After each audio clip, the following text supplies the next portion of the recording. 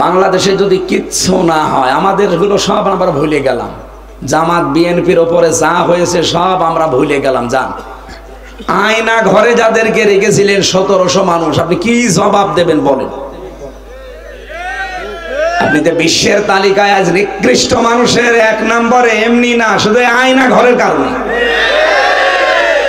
কিয়ামত পর্যন্ত অন্তত বাংলাদেশে কেউ যেন আর আয়না ঘর বানাতে না পারে, সেই ব্যবস্থা আমাদের করা লাগবে। ইনি যে আল্লাহর মামলার আসামি, এতে কোনো সন্দেহ আছে? বলেন তো, মামলার বাদী যত কড়া হয়, বড় হয়, মামলা তত কঠিন হয়।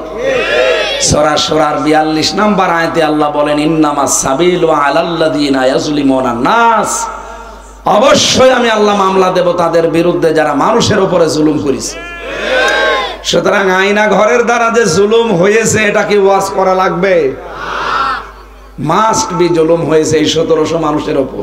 কত মানুষ মারা গেছে যার দ্বারা এগুলো হয়েছে। সে এখন যদি মাপ পেতে চায়, এই ব্যারিস্টার আরমানের মতো, আজমির মতো যত মানুষকে গুম করেছিল, আয়না ঘরে রেখেছিল, তাদের কাছে যে মাপ চাওয়া লাগবে। তারা যদি মন থেকে মাফ করে তাহলে আল্লাহ মাফ করবে, তারা যদি মাফ না করে আল্লাহ আপনাকে মাফ করবে না। ও বাংলার জনগণ, এটা রেকর্ড হচ্ছে, এটা লাইভ চলছে, 18 কোটি মানুষের কানে কালকে চলে যাবে। সবাইকে সামনে নিয়ে কথা জানাতে চাই, বাংলাদেশে যারা সামনে আসবে এরা আমাদের ইব্রাহিম নবীর ভূমিকা পালন করা লাগবে। আমরা 18 কোটি জনগণ সামনে আমরা ইসমাইলের ভূমিকায় জীবন পর্যন্ত দিয়ে দেওয়া লাগবে। এই কথা বলেন না কেন? কারণ আল্লাহর বিধান এখনো কায়েম হয়নি, আপনি বেঁচে থেকে করবেন কি? এখনো আল্লাহর বিধান এ জমিনে একটাও কায়েম হয়নি, আপনার জীবনের কিসের মূল্য? এখনো নিরপরাধ মানুষের উপরে জুলুম শেষ হয়নি। এই কথা বলেন না কেন? বিশ্ব নবী মুহাম্মদুর রাসূলুল্লাহ মাত্র একজন নিরপরাধ মানুষকে ওরা হত্যার মিথ্যা সংবাদ প্রচার করেছিল যে কতিলা ওসমান, ওসমানকে মেরে ফেলেছি। এ কথা শোনার পরে নবীজি নিজে 1399 জন মানুষকে ওই বাবলা গাছের নিচে হুদায়বিয়া জায়গায় আল্লাহর 2টা বিধান বাদ দিলেন, হজ আর রোজা। আর 1399 জন মানুষ হাতের উপরে হাত দিয়ে তাদেরকে শপথ বাক্য পাঠ করাচ্ছেন, বায়াত গ্রহণ করাচ্ছেন যে জীবন দেব কিন্তু বাড়ি যাব না, হত্যার প্রতিশোধ না নিয়ে। নিরপরাধ মানুষের একটা মানুষের পক্ষে দাঁড়াতে নবীজি এত বড় বড় সিদ্ধান্ত নিতে পারেন। এই 15.5 বছরে কত নিরপরাধ মানুষ জেলখানায় ভর্তি আছে। এই নিকৃষ্ট মহিলার হিংসার বশবর্তী হয়ে তার রাগের কাছে হার মেনে জীবনটা নষ্ট করেছে কত মানুষ, বিশেষ করে আজহারুল ইসলাম। এই কথা বলেন না কেন? 15.5 বছরে যারা মিথ্যা মামলার শিকার হয়েছে তার ভেতরে এই লোকটা, যেহেতু উনি অবৈধ প্রধানমন্ত্রী ছিল, ওনার অবৈধ ক্ষমতা থাকাকালীন যা করেছে সব অবৈধ। এই জন্য 15.5 বছরে যারা মিথ্যা মামলায় মিথ্যা সাক্ষীর কারণে ফাঁসি পর্যন্ত হচ্ছে, আদেশ হয়ে গেছে, এদের সবাইকে এই মুহূর্তে ছেড়ে দেওয়া দরকার। এটা রাজনৈতিক বিষয় না, এটা কোরআনের সাথে সম্পর্কিত। সূরা ফাতিহা 18 নম্বর আয়াতে আয়াতটা আছে, লাকাদ রাদিয়াল্লাহু আনিল মুমিনিনা ইয ইউবাইউনাকা তাহতাশ শাজারাতি ফাআলিমা মা ফি কুলুবিহিম ফাআনজালাস সাকিনাতা আলাইহিম ওয়া আসাবাহুম ফাতহান করিবা। আল্লাহ বলেন, আমি রাজি হয়ে গেছি, অলরেডি রাজি হব না, হয়ে গেছি। এটা মাঝি পাস্ট, এটা অতীতের শব্দ আল্লাহ চয়ন করলেন, এর আগে লাকাদ লাগিয়েছেন যে অবশ্যই আমি আল্লাহ রাজি হয়ে গেছি। আনিল মুমিনিনা, এই মুমিনদের উপরে, তাহতাশ শাজারাতি, যারা এই গাছের নিচে, ইউবাইউনাকা, আপনার হাতের উপরে হাত দিয়ে আজ যারা শপথ বাক্য করছে। আল্লাহ রাব্বুল আলামিনের নবী 1399 জন হাত দেওয়ার পরে নিজের বাম হাতটা এভাবে তুলে দিলেন। সাহাবীরা বলে, হুজুর এই হাত কিসের? নবীজি বলেন এই মাত্র কোরআনের আয়াত নাযিল হয়েছে, আজকের এই ময়দানে যারা শপথ নিয়েছো একজন নিরপরাধ মানুষের হত্যার বদলা নেওয়ার জন্য সবার উপরে আল্লাহ খুশি হয়ে গেছে। আমার ওসমান তো এখানে নেই, তাকে তো শহীদ করে ফেলেছে, অথচ মিথ্যা কথা ওরা ছড়িয়েছিল। আমার ওসমান নেই, এই ওসমানের ওপরও তো আল্লাহর রাজি হওয়া লাগবে। এই জন্য হাতটা আমি তুলে দিলাম, এটা ওসমানের হাত।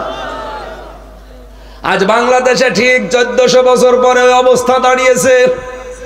এটিএম আজহারুল ইসলামের সাথে আমি নিজে ছিলাম 3টা বছর। রাজনৈতিক মামলার শিকার এই লোকটা, হিংসার বশবর্তী করে তাকে আপনি এই 12 বছর জেল খাটালেন। কথা বললেন না কেন? 13টা বছর সে লোকটা জেলে পড়ে আছে। উনি যদি বামপন্থী রাজনীতি করতেন, আল্লাহর কসম উনি আজ মন্ত্রী থাকতেন। রংপুরের বদরগঞ্জ, তারাগঞ্জে এত জনপ্রিয় লোক আমি আর পাইনি। অথচ একামতের দিন বাংলাদেশ জামাত ইসলামী এই শব্দটা তার সাথে লেগে আছে, এই কারণে তাকে কিন্তু এই অবস্থা। অথচ তার সাথে মামলায় ছিল লুৎফুজ্জামান বাবর, বিএনপির, ওনারা ছেড়ে দিয়েছেন। শুধু দেশের জন্য, রাজনৈতিক বিষয়ের জন্য না, আমার ইমানের দাবিতে বলেছি, নবীজি যদি একটা নিরপরাধ মানুষের পক্ষে দাঁড়াতে 1399 জনের জীবন নিতে পারে, বলেন তো আমাদেরও সে সময় আসে নাই। সুতরাং আমরা আলটিমেটাম অলরেডি দিয়ে দিয়েছি, আর আমাদের মুখের কথা মনের কথা কিন্তু এক। অনেকে মনে করছে মুখে বলার বলেছে, না, কে বলছে আপনাকে? একামতের দিনের দায়িত্ব সত্যিই যারা মন থেকে দেশে পালন করে, আপনি দেখবেন ওদের মুখের কথা আর মনের কথা এক। এই জন্য আমরা মুখ দিয়ে যা বলে ফেলেছি, এইটাই আমার মনের কথা। এই জন্য আয়াতের মাঝের অংশে ছিল ফালিমা মাফি কুলুবিহিম, আল্লাহ বলেন আমি কিন্তু ওদের মনের কথা জেনে ফেলেছি। ওরা যে মন থেকে শপথ বাক্য পাঠ করছে এটা আমি জানি। এই জন্য ফানসালাস সাকিনাতা আলাইহিম, তাদের উপরে আমি আল্লাহ সাকিনা নাযিল করলাম। ওয়াসাবাহুম ফাতাহান করিবা, তাদেরকে একটা নিকটবর্তী বিজয়ের সুসংবাদ দিয়ে দিলাম। আজ আমরা এই নিরপরাধ মানুষের পক্ষে যদি বাংলার 18 কোটি মানুষ দলমত রাজনীতি ভুলে গিয়ে দাঁড়াতে পারি, আল্লাহর কসম আল্লাহ আমাদের উপরও সাহাবীদের মতো রাজি হয়ে যাবে। কারণ আমরা নিরপরাধ মানুষের সামনে দাঁড়াতে চাই।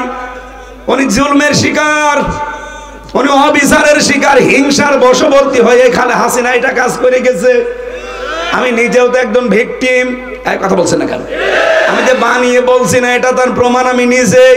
কারণ আমিও ছিলাম ওই রকম হিংসার প্রতিহিংসার শিকার। তাছাড়া যে মামলা আমারে দিয়েছিল, সর্বোচ্চ 3 মাস আমারে জেলে রাখার কথা, যদি সাজাও লাগিয়ে দেয়, অথচ 3টা বছর এই জালেমরা আমারে জামিন দেয়নি। এমনি জেলখানায় দিলে তো সমস্যা না, কিন্তু দিয়েছে আমার জেলের ভেতরে জেল, ওর নাম সেল, ওর ভেতরে আবার আছে ফাঁসির সেল, ওর ভেতরে কন্ডেম সেল, এই জায়গায় রেখে দিয়েছিল। খাবার দাবার তো ওই রকম 10,000 মানুষের খাবার আর কিরকম হয়। এরপর আবার সিসি ক্যামেরা দিয়েছে, কেউ যেন আমার সাথে কথা না বলে। 24 ঘন্টা। উনি তো ব্যারিস্টার, আর 8 বছর হাত বাঁধা ছিল, আর আমি 3 বছরে, আমার মনে হয় 3 বছরে 30 বছর কেটে গেছে। আমি 30 বছর বয়সে ঢুকেছিলাম, 33 বছর বয়সে বের হলাম। জীবন থেকে মনে হচ্ছে 30 বছর আগে গা কাটিয়েছে, 3 বছরে তার সাথে বেশি সময় গেছে। মাঝে মাঝে কারারক্ষীরে বলতাম যে ভাই 24 ঘন্টায় তো তালা লাগিয়ে রাখেন, আবার সিসি ক্যামেরা দিয়ে রেখেছেন, একেবারে কিচ্ছু নেই, কোনো কাজ কাম নেই, এভাবে বসে থাকা যায়? একটু বই নিয়ে এসেছেন পড়ি। ওরে শয়তান দেবদুলাল বই নিয়ে এসেছে বঙ্গবন্ধুর আত্মজীবনী, ও ছাতা পড়ে আমি করবো কি? বললাম ভালো বই নিয়ে আসতে পারেন না? পরের সপ্তাহে নিয়ে এসেছে বঙ্গবন্ধুর ছেলেবেলা। একটু গরম দিয়ে বললাম যে আপনি কি ভণ্ডামি করেন, কি বই নিয়ে আসেন? পড়ার মতো বই লাইব্রেরিতে নেই। হুজুর ভালো বই নিয়ে এসে দেবো। পরের সপ্তাহে নিয়ে এসেছে বঙ্গবন্ধুর চীন সফর। এখন সিসি ক্যামেরা যেহেতু আছে, আবার আষাঢ় দিয়ে ফেলে দিলে ওখানে তো অফিসে দেখতে পাবে, পরে এসে আবার টর্চার করবে। এমনি সেই ডান্ডা বেড়ি লাগিয়ে দেবে, আবার পেছনে হাত বেঁধে 24 ঘন্টা আটকিয়ে রেখে দেবে, 1.5-2 মিনিট সময় দেবে টয়লেট করার জন্য। আর আকাশাব ওনারে বললাম আপনার আর বই নিয়ে আসার দরকার নেই, আপনি যদি বই নিয়ে আসতে চান নিয়ে আসবেন, আমার ফাঁসি চাই। ওই বই পড়তে নেই, পড়তে হয় কি না হয় আপনি নিয়ে এসে দেন, আমি দরকার 10 বার করে পড়বো। আমি মেজর ডালিম বলছি এই বই নিয়ে আসেন। পরে কয়েকদিন পরে একটা কারারক্ষী পেলাম, মুসলমান, ওর বাড়ি সাতক্ষীরা, আশরাফুল নাম দেখেই মনে করলাম আল্লাহ আজাক এ দেব দুলাল না, এর দিয়ে কিছু হবে। পরে বললাম ভাই আপনি আজহার সাহেবের কাছে গিয়ে বলবেন হামজা বই চেয়েছে, কারণ ওনার কাছে বই আছে আমি জানি। উনি পাঠিয়েছে প্রোডাক্টিভ মুসলিম আর কারাগারে রাত দিন জয়নব আল গাজালির। পরের সপ্তাহে বললাম যে ভাই আপনার খোঁজে থাকলে 2টা তাফসির এনে দিয়েন। আল্লাহর ইশারাও 2টা তাফসির নিয়ে এসেছে, ফি জিলালিল কোরআন আর তাফহিমুল কোরআন। এই বাংলাদেশে এখন 42টার উপরে তাফসির পাওয়া যায়, আর আমার কাছে সবচাইতে প্রিয় ভালোবাসার তাফসির এই 2টা। আল্লাহ মনে হয় এবার হাত দিয়ে ওই 2টাই নিয়ে এসে দিয়েছে। হিংসার বশবর্তী হয়ে মানুষ কি করতে পারে আমি দেখেছি। আলেমদের মাজায় দড়ি দিয়ে, ডান্ডা বেড়ি দিয়ে, পেছনে হাত বেঁধে, এর উপরে একটা কালো কাপড় দিয়ে আপনি কোর্টে নিয়ে যেতেন। আর এখনকার যে দরবেশ 36,000 কোটি টাকা মারিং কাটিং করা ওরে নিয়ে যাচ্ছে জামাইয়ের মতো। হিংসার বশবর্তী হয়ে কেউ যদি কিছু করে, তার বিপক্ষে থাকলে আপনি জাহান্নামী, তার পক্ষে থাকলে আপনি জান্নাতি, কারণ আপনার উপরে রাজি হয়ে যাবে কে? এই জন্যে আমি বারবার বলছি 18 তারিখে ওনার রায় আছে ফেব্রুয়ারির, বিকাল 4:30 সারা দেশে কিন্তু বিক্ষোভ দিয়েছে ইসলামপন্থীরা। ভালোই ভালোই বলছি মুক্ত জীবনে ছেড়ে দেন। যদি মনে করেন না এটা এদের মুখের কথা, এদের মনের কথা না, মিথ্যা ভাবছেন। আমরা মুখ দিয়ে যেটা বলি আল্লাহর কসম ওইটাই আমাদের মনের কথা। আমরা চাই 18 তারিখে সকালবেলা উনি যেন মুক্ত বাতাসে আসতে পারে। এই কথা বলেন না কেন? আর আমরা এইটার মাধ্যমে আল্লাহর সন্তুষ্টি চাই। 1399 জন যেই সিদ্ধান্ত নিয়েছে, কাফেররা ভয়তে উসমানকে ছেড়ে দিয়েছে। আমারও মনে হয় 18 তারিখের এই কমিটমেন্ট যদি আমরা ঠিক রাখতে পারি, এদেশের কোন শক্তি নেই আজহারুল ইসলামকে আটকিয়ে রাখতে পারে। ছাড়াই লাগবে তাকে। কে কথা বলেন না কেন? ছাড়াই লাগবে তাকে। এই জালেমা মহিলার নিষ্ঠুরতা কত কত নিষ্ঠুর পর্যায়ে পৌঁছায়। এখন আয়না ঘর গুমের এই ঘটনাগুলো দেখলে আপনারা বুঝছেন, আর আমরা নিজেরা ফেস করে এসেছি। সুতরাং নিরপরাধ মানুষ আজ 13 বছর পড়ে আছে জেলখানায়, কোনো অপরাধ নেই। অপরাধ একটাই, ওমা নাকামু মিনহুম ইল্লা ইউমিনু বিল্লাহিল আজিজিল হামিদ। উনি যদি হিন্দু হইতো জীবনও 13 বছর জেলে থাকা লাগতো না। শুধুমাত্র একামতে দিনের দায়িত্ব পালন করে, এই কারণে তার উপরে হিংসা। ওনার একই মামলা, ওনারও ফাঁসির আসামি, লুৎফুজ্জামান বাবারও ফাঁসির আসামি। তারে কেন 17 বছর পরে ছেড়ে দিলেন? আমরা সরকারের কাছে জোর দাবি জানাচ্ছি, জননেতা মাসলুম মানুষ আজহারুল ইসলামকে আমরা ফেরত চাই। কারা চান দেখি? লিল্লাহি তাকবীর।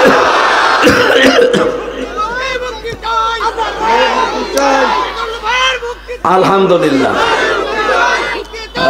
বসেন।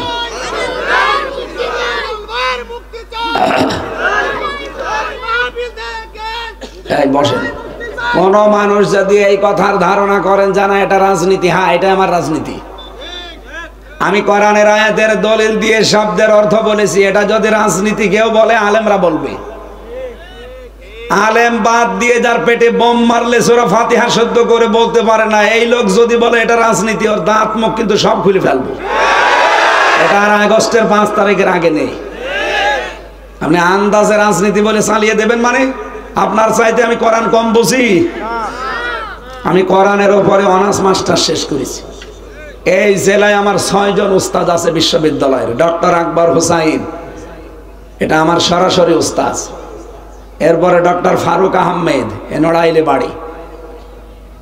অন্য বিভাগের স্যার আছে ডক্টর কামরুজ্জামান, ডক্টর শহীদ রিজওয়ান, ডক্টর আবু সিনহা, মরহুম ডক্টর রুহুল আমিন।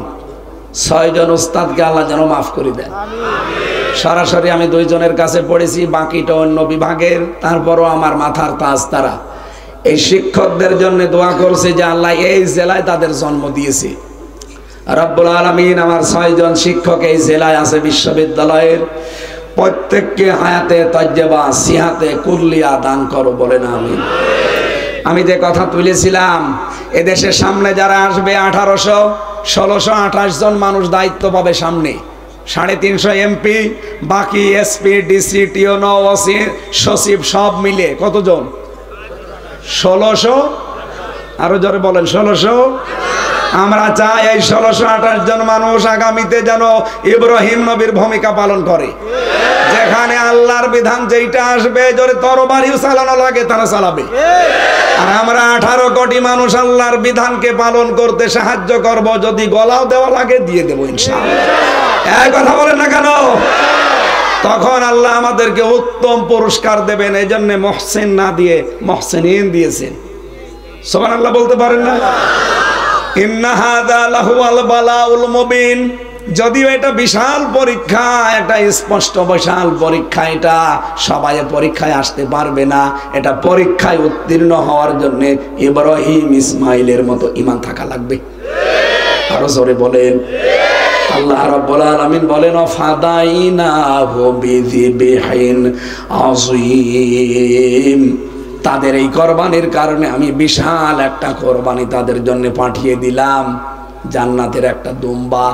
সুতরাং আমাদেরও সামনে এই বাংলাদেশটা একটা জান্নাতের পরিবেশ তৈরি হতে যাচ্ছে। কথা বলে না কেন? আমরা ইব্রাহিম এবং ইসমাইলের ভূমিকায় আসতে রাজি আছি? হ্যাঁ, রাজি আছি।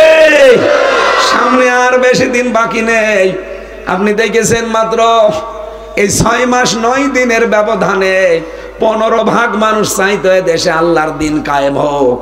গত 3 দিনে আগের রিপোর্ট, আজকে তো 15 তারিখ, 12 তারিখের রিপোর্ট। আন্তর্জাতিক মহলগুলো এদেশের রিপোর্ট দিয়েছে, এই দেশে এখন 100 জনের 66 জন মানুষ চাচ্ছে দিন কায়েম হোক। আর কিছুদিন যেতে দেন, এদেশের 100 জনের 100 জন মানুষ বলবে আমরা কোরআনের আইন চাই। কারণ সব আইন আমাদের দেখা শেষ। কে কথা বলেন না কেন? ডক্টর কামালের তৈরি করা এই সংবিধান আজ 54 বছর বাংলাদেশে চলছে, 17 বার পরিবর্তন হয়েছে, কিচ্ছু শান্তি আমরা পাইনি, আরো অশান্তির দাবানল চলেছে। এদেশে চোর চুরি করলে ডাকাত হয়, ডাকাত চুরি করে জেলে গেলে খনি হয়। এমনকি অনেক গাঁজাখোরকে দেখেছি জেলের ভেতরে গাঁজার গাছ লাগায়। আমি যেই তালায় থাকতাম তার নিচ তালায় এক গাঁজাখোর, ও গাঁজার গাছ লাগিয়েছে 2 মাস আগে, এত বড় হয়ে গেছে টপের ভেতরে। জেলার একদিন এসে বলছে তুই গাঁজার বীজ পেলি কোথায়? বলছে স্যার আমি ওই যে মামলার হাজিরা দিতে গিয়েছিলাম, আমার শোভাকাঙ্ক্ষী বাইরে আছে, আমার দোস্তরা, তারা আমার আসার সময় একটা টোপলা দিয়েছিল গাঁজার বীজের, ওটা আমি মুখের ভেতরে নিয়েছিলাম। এই জায়গায় ঢোকানোর সময় যখন মেশিং দিয়ে স্ক্যান করে আমি ধরা পড়িনি, চুরি করে চলে এসেছে ভিতরে। আর ওই গাছ আমি এই যে টবের ভেতরে লাগিয়েছি, দেখেন স্যার 2 মাসে কত বড় হয়েছে। হিন্দু তো বাজারে শয়তান, ধরে গাঁজা খাওয়ার কারণে পুলিশে ধরে দিলে জেলে, তুই জেলের ভেতরে গাঁজার গাছ লাগিয়েছিস, তোরে আমি কোথায় দেব? তোরে স্বর্গে দেওয়া ছাড়া উপায় নেই। ও তো আর জান্নাত বিশ্বাস করে না, কি বলছে? স্বর্গে দেওয়া লাগবে তোরে। ডাক্তার কামালের তৈরি করা সংবিধান দিয়ে বাংলাদেশে গাঁজাখোর আরো গাঁজার গাছ লাগায়। চোর যে ডাকাত হয়, ডাকাত যে ওখান থেকে খনি হয়, কারণ খুন করে যারা তাদেরকে ওখানে আছে, আপনি গেলে আপনাকে ট্রেনিং দিয়ে দেবে। ওখানে সুইডেন আসলাম আছে 27 বছর, মুকিম গাজী আছে আজ 43 বছর, ডেঞ্জার রাসু পড়ে আছে গোপালগঞ্জের, ভয়ঙ্কর তাজ পড়ে আছে টাঙ্গাইলে, যে সোহেল চৌধুরী হত্যার মামলার আসামি নায়ক নাম শোনেননি? 25 বছর আগে তাকে মেরে ফেলেছিল, সেই মামলার আসামি এবার বের হয়েছে মামুন। এই মানুষগুলোর ভেতরে আছে, এখান থেকে মূল্যচর যাবে, ওখান থেকে ডাকাত বের হবে। আর ডাকাতি করে বহু মানুষকে দেখেছি, ধরা পড়েছে, তারা যায় ওখান থেকে খুনের ট্রেনিং নেয়। কারণ ওর সাথে সারাদিন বসে গল্প করে, জিজ্ঞাসা করে কোন মামলা, যেই বলে ভাই ডাকাতি করতে গিয়েছিলাম ধরা পড়ে গেছি, ধমক দেয়, আরে বেটা ডাকাতি করতে গেলি দুটো ফেলে দিতে পারলি না, তুই আমার সাথে থাক, কি করে মানুষ ফেলা লাগে তোরে আমি শিখাবো। ঠিক শিখাই। এই জন্যে কামালের এই সংবিধান দিয়ে বাংলাদেশে শান্তি আসা। আরো জোরে বলেন। গত কয়েকদিন আগে অবৈধ প্রধানমন্ত্রী, ওনার আমি প্রধানমন্ত্রী বলি না, কারণ আমি 3 বার ওনারা ভোট দিতে পারি নাই। উনি ওখান থেকে ভিডিও বার্তা ছেড়েছে যে দোষ সবাই আমারে দেয়, আমারে গালি দেয়, টাকা পয়সা কি সবই আমি মেরে খেয়েছি, আমার বোন কিছু করিনি। হ্যাঁ, আপনার বোনও করেছে। পাবনার রূপপুর পারমাণবিক কেন্দ্র 82,000 কোটি টাকা এখান থেকে মারিং কাটিং করেছে ওনার বোন রেহেনা। এই কথা বলে না কেন? শুধু ওনার বোন, ওনার বোনের মেয়ে, সেটাও ধরা খেয়েছে বাইরের দেশে। আমিরে জামাত ডক্টর শফিকুর রহমানের জন্য কয়েকদিন আগে কুষ্টিয়াতে বলেছিল হাসিনার বোনের মেয়ে, এই রেহেনার মেয়ে টিউলিপ, এটা বাংলাদেশের জন্য একটা কলঙ্ক। আমার মনে হয় পুরো পরিবারটা এদেশের জন্য এখন কলঙ্ক। হ্যাঁ, কথা বলেন না কেন? যার উপরে যতটুকু করবেন, আমি আবার ওই ভাইয়ের কথা বলছি, উনি কিন্তু এই কথাগুলোই বলছিলেন যে যার উপরে আপনি যতটুকু করবেন ওইটা আপনার জীবদ্দশায় আল্লাহ শোধ নেবে। আমি আজকে দিনের বেলায় সাতক্ষীরা ছিলাম।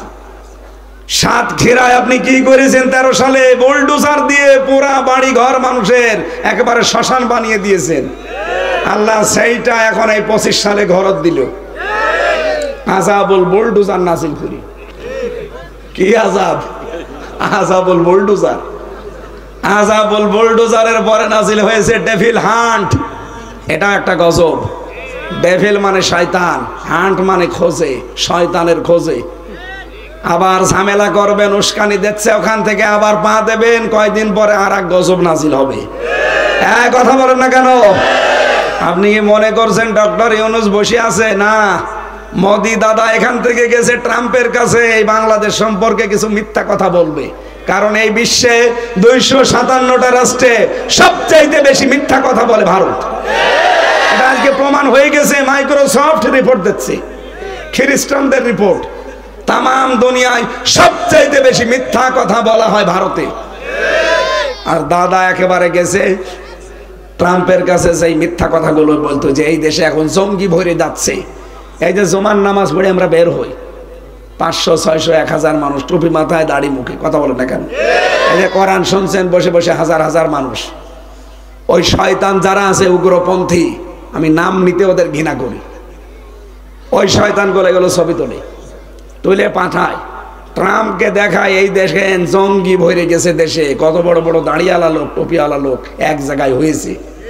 ওরা এমনি দাড়ি টুপি দেখলে ভয় করে। তখন এই দেশে জঙ্গি আছে, এই ধোয়া, মিথ্যা ধোয়া তুলে তখন আমাদের দেশটাকে দখল করার চেষ্টা করে।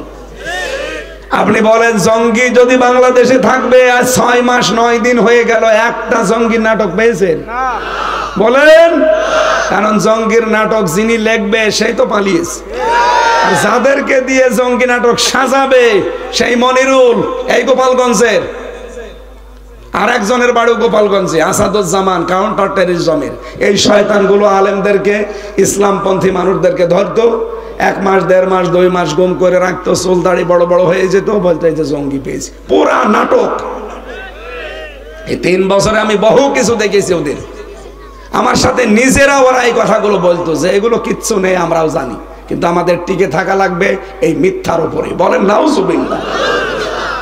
ওরা ট্রেনিং নিয়ে আসতো দাদার কাছে, এই সাদা চামড়া এদের কাছে, এসে আলেমদেরকে জেলখানায় নিয়ে জঙ্গির নামারে নাম দিয়েছে আনসারুল্লাহ বাংলা টিমের প্রধান। কি ওইটা কি আমি জানি না। আমি জেলখানার ভেতরে একজনকে পেয়েছিলাম আল্লাহ দলের প্রধান, আব্দুল মতিন, 17 বছর জেলে।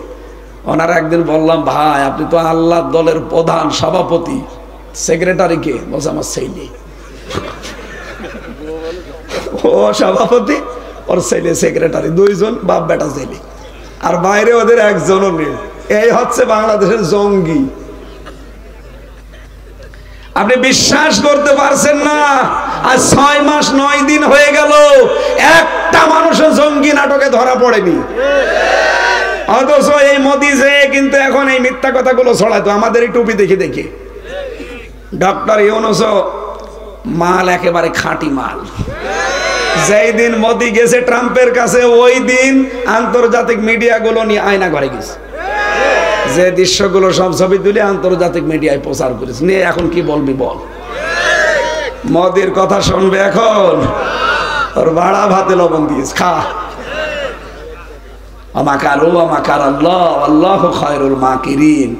যে অবস্থা করছেন, আপনার নাই ষড়যন্ত্র, কিন্তু আল্লাহর তো ষড়যন্ত্র না, আল্লাহর কৌশল। আপনি যা করবেন একটাও হালে পানি নেবে না, সব আল্লাহ ফাঁস করে দেবে।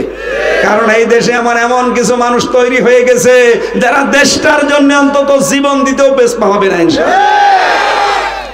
এখানে সামনে আসছে কোরআনের দিন, ইসলামের দিন, এটা আমরা যেন চর্ম চোখে দেখতে পারি। বলেন আমিন, আরো জোরে বলেন আমিন। আসতে পারে বহু জ্ঞানী মানুষ, তাদেরকে মানুষ এখন ঘৃণা করে, যেমন হাসিনা। আপনি আজকের রিপোর্ট দেখেছেন সকালে, 257টা রাষ্ট্র দুনিয়ায়, আন্তর্জাতিক একটা সংস্থা রিপোর্ট দিয়েছে, এই 257টা রাষ্ট্র চালাতে 257 জন মানুষ আছে এখন। মানে প্রত্যেকের একটা রাষ্ট্রপ্রধান আছে। পৃথিবীর 1 নম্বরে নিকৃষ্ট রাষ্ট্রপ্রধানের তালিকায় হাসিনার নাম। এটা শুনতেও কেমন লাগে, যদি অন্য কারো নাম হয়তো তাও তো হতো, এমন মানুষের নাম। 2 নম্বরে নাম এসেছে বাশার আল আসাদের, এটা একজন মুসলমান। খ্রিস্টানের নাম পেয়েছি আমি প্রায় 9 নম্বরে। যে এর আগে যেগুলো আছে সবগুলোই মুসলমান, বাকি একজন মুশরিকের নাম আছে, আমি নাম নিলাম না। চিন্তা করেন, পৃথিবীর নিকৃষ্ট মানুষের তালিকায় ওনার নামটা অলরেডি উঠে গেছে। দুনিয়ার হিসাবে, আল্লাহর হিসাবে আরো আগে উঠেছে। কারণ যারা মানুষের উপরে জুলুম করে এরা আল্লাহর মামলার আসামি হয়ে যায়। সুতরাং মানুষের উপরে যেহেতু জুলুম হয়েছে, এটার প্রমাণ গতকালকের টকশো উপস্থাপিকা সহ 3 জন যারা আলোচক ছিলেন, হাওমাও করে সব কাঁদছিল। ব্যারিস্টার আরমান, 8 বছর যিনি আয়না ঘরে ছিলেন, তার জীবনী শোনার পর আমি নিজেও কেঁদে ফেলেছি। মানুষ এত নিকৃষ্ট হতে পারে, এত নিচে নামতে পারে মানুষ। আমি আয়না ঘরে ছিলাম, কিন্তু আমি মিনিটায় ছিলাম, উনি তো বিগটায় ছিলেন, বড়টায়। আমাদেরটায় অত্যাচার হয়েছে, কিন্তু অত না। এরকম এই চেয়ারের ভেতরে বসে দিত, চেয়ারের ওপরে বসে ক্লিপ এঁটে দেয়, হাতে পায়ে আর গলার সাথে একটা বেল্ট আছে। আপনারা এখন আয়না ঘর আবিষ্কার হওয়ার পরে যে চেয়ার দেখছেন, এটা শক দেওয়া, এটা শক দিলে ভাবে কাঁপতে থাকে। আর যে চেয়ার আমাকে নিয়ে গিয়েছিল ওটা ঘুরতে থাকে। একবার শুধু টিপ দেবে, 1 মিনিটে 120 বার ঘুরবে। 1 মিনিট পরে মনে হবে আমি 10টা দুনিয়া দেখতে পাচ্ছি। তখন ওরা ঠাট্টা করে বলে, যেহেতু আমি যেই কয়টা অফিসার পেয়েছিলাম অধিকাংশগুলো হিন্দু, সঞ্জয় দত্ত, তো নাম শুনে বোঝা যাচ্ছে ওর ইমান নেই। আমার ওই সময় বলতো যে আপনারা তো নাই, তোরা বলিস যে বিভিন্ন জায়গায় যে মরণের পরে আল্লাহ নাকি 10 দুনিয়া দেবে। এখন কি 10 দুনিয়া দেখা যাচ্ছে? আপনি চিন্তা করেছেন কোন জায়গায় আঘাত দিয়েছে? এ কথাটা নবীর সম্মানে আঘাত না? এই যে 10 দুনিয়ার সমান জান্নাত মুমিনকে আল্লাহ দান করবে, এটা কি আমার বানানো না নবীর কথা? ওরা নবীর কথাকে ঠাট্টা বিদ্রুপ করত, এমনকি আল্লাহরও ভুল ধরত যে আল্লাহর এইটা করা ঠিক হয়। চিন্তা করতাম মাঝে মাঝে, আল্লাহর যদি ভুল ধরতে পারে, আমি তো ওর কাছে কিছুই না। এভাবে বসিয়ে রেখে 1 মিনিট ঘোরাবে, ঘোরানোর পরে এবার নিয়ে আসে মেশিন, আসার পরে এই যে হাতের সাথে আর পায়ের সাথে এমন মিল করা, শুধুমাত্র টিপ দেবে, একবারে আপনার নখগুলো সব খুলে চলে আসবে। নখ খুলে গেলে দেখবেন ফিনকি দিয়ে রক্ত বের হয়। কথা বুঝতেছে? তখন মিহি পাতলা যে লবণ আছে, ওই মোল্লা সল্ট, ওইটা লাগিয়ে দেয়। কি যে চিৎকার মানুষের! আমার আগে যারা এভাবে খুলছিল, ভাই রে কান্নাকাটি। এরপরে আমারে নিয়ে গেছে, আমারে ঘোরায়নি, আমারে ঘোরাইতো। আমারে যা যা বলতে বলেছিল ম্যাজিস্ট্রেটের কাছে, যে এইগুলো সব লিখে দিলাম, যে বলবেন, যদি না বলেন আপনার স্ত্রীকে তুলে নিয়ে আসা হবে। আর এই যে দেখলেন যে এর যা করলাম, এইটা আপনাকে করাবো। ওই ম্যাশিং আমি দেখেছিলাম যে নখ কি করে তোলা হয়। ব্যারিস্টার আরমান সাহেব যে কথা বলছিলেন, আমি তাহাজ্জুদের নামাজে ছিলাম। আমি তো তাহাজ্জুদও পড়তাম আন্দাজে, কারণ কয়টা বাজে আমি জানি না। আন্দাজের ওপরে তাহাজ্জুদ পড়ছিলাম, যে না জানি এখন হয়তো যেহেতু নিস্তব্ধ হয়ে আছে সব, তাহাজ্জুদের সময় হতে পারে। 8-10 জন আসলো আমার রুমে, সব মুখ বাঁধা। এসে আমারে বলছে নামাজ তাড়াতাড়ি শেষ করেন। নামাজ শেষ করার পরে গাড়িতে তুলে নিল, মুখ আর হাত বেঁধে। আমার নিজের উপরে তারা 2 জন বসলো, অথচ সিট পড়ে আছে। সিটের ওপরে না বসে আমার শরীরের ওপরে বসলো। এখান থেকে নিয়ে গেল, সারা রাত কোথায় যেন ঘোরাইলো। ঘোরানোর পরে আমারে বলল, আপনি কোথায় ছিলেন? আমি বললাম যে আমি জানি না। এই কথাটাই বাইরের মানুষকে বলবেন যে আমি কোথায় ছিলাম আমি জানি না। গাড়ি থেকে এক লাথি দিয়ে আমারে ফেলে দিল। ফেলে দিয়ে বলল যে ঠিক আছে, কাউকে কিছু বলবা না। এখন দেশ যে স্বাধীন হয়েছে এটা আমি জানি না। এটা 5 তারিখের ঘটনা। কয় তারিখ? আগস্টের 5 তারিখের রাতে এই ঘটনা ঘটিয়েছে। উনি বহু কষ্ট করে হাতটা খুলেছে। চোখ খুলে দেখে যে চোখে ছানি পড়ে গেছে, কারণ শরীর দুর্বল হওয়ার কারণে চোখে আর ভালো দেখে না। বহু কষ্ট করে একটা সাইনবোর্ডের কাছে যেয়ে দেখে লেখা দিয়াবাড়ি উত্তরা মিরপুর। চিন্তা করলেন এ তো আমার পরিচিত জায়গা। কিছুক্ষণ পরে দেখলেন আজান আসতেছে কানে। যে 15 নম্বর সেক্টরে উত্তরায় ওই মসজিদে গিয়ে ইমাম সাহেবকে বললেন, চিন্তা করছেন এখনো দেশ স্বাধীন হয়েছে কিন্তু আমি জানি না। ইমাম সাহেবকে যদি বলি না জানি আবার ওলামা লীগের ইমাম কিনা, কোন বিপদ আবার কোন দিক থেকে কাটে। যে বললাম যে ভাই এখানে হাসপাতাল আছে আশপাশে, আমার তো পরনে সেই লুঙ্গি, ছেঁড়া লুঙ্গি। 8 বছর আমি পড়ে আছি ওই ঘরের ভেতরে, গায়ে ছেঁড়া একটা গেঞ্জি, আর ওই চোখ বেঁধে নিয়েছিল যে গামছা, ওইটা আমার গায়ে দেওয়া। চুলগুলো তো উস্কো খুস্কো, দাড়ি তো এলোমেলো। আমার যে চেহারা ছিল সে 8 বছর আগে, আমি একজন ব্যারিস্টার, সেখান থেকে আজ 8টা বছরে আমি নিজেকেই নিজে আজ চিনতে পারি না। মসজিদের যে গ্লাস লাগানো আছে, আমার চেহারাটা আমি দেখলাম 8 বছর পর। 8টা বছর পরে যে দেখলাম যে আমি কেমন হয়েছি, দেখি না আমি নিজেকে চিনতে পারি না। ইমাম সাহেবকে পরিচয়ও দিলাম না, বললাম যে ভাই আমার একটা হাসপাতালে নিয়ে চলেন, আমি সব হারিয়ে ফেলেছি। হাসপাতালে নিয়ে গেলেন, যারা আছে ওখানকার দায়িত্বে, ওনারা দেখে মনে করছে কোনো ছিনতাইকারী, কোনো স্যাঁচলা চোর হবে, তাড়িয়ে দিয়েছে দূর দূর করে। বলছে এখানে বড় অফিসার যে আসবে আমার একটু দেখা করতে দিন। অথচ ওই হাসপাতালটা বানিয়েছিল তার পিতা শহীদ মীর কাশেম আলী রহমতুল্লাহ আলাই। নিজের বাবার তৈরি করা হাসপাতালে আজ ঢুকতে দিচ্ছে না। বড় অফিসার যখন এসেছে সকাল 9:30, এ পর্যন্ত বসে আছে, কারণ আমি জানি না যে দেশের অবস্থা এখনো কি। জিজ্ঞাসা করার পরে যে স্যার এসেছে, আমি কাছে যেতে চাই, উনি মনে করছে মনে হয় স্যাঁচলা চোর, ছিনতাইকারী, মোবাইল নিয়ে দৌড় দেবে, তাড়াতাড়ি মোবাইল পকেটে পড়ে।